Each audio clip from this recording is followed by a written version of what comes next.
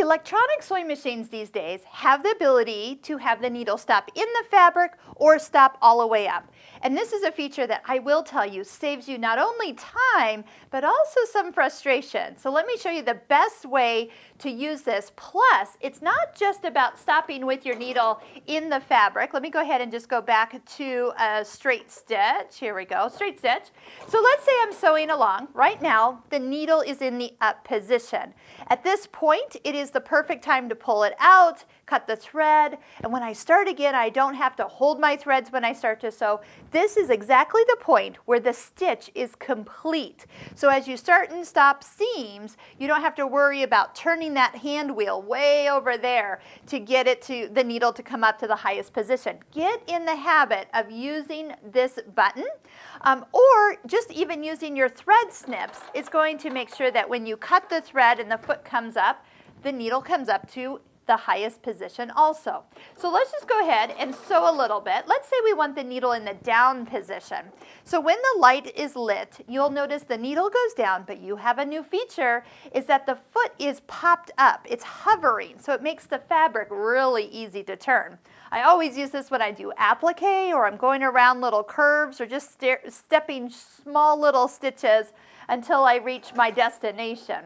Now again, when the needle is down, let's say here, and I want to finish, just a reminder on our thread snips video, you have the option that if you're sewing and touch the thread snips, it will finish with locking stitches, then cut the thread and lift the foot. Now if you just touch it without sewing, you just get a straight cut and it lifts. But if you want those extra locking stitches, that is nice.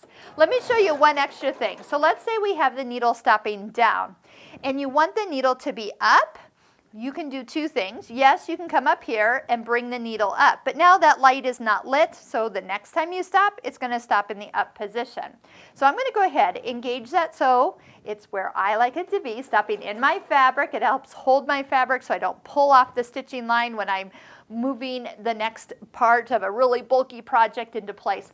I'm going to take my toes, they're at the top of my foot control, and just tap them quickly. Watch this. A quick tap will lower that presser foot back down on the fabric, and it brought the needle to the highest position. One more little tap of the toe, needle goes down, needle comes up. That's a half a stitch. So I'm just, again, a top of your foot control is a little tap option, which if you're just, oh, yep, now I'm right where I need to be, I like to use that. So instead of, again, using your hand wheel over on the side of the machine, I rarely use that at all.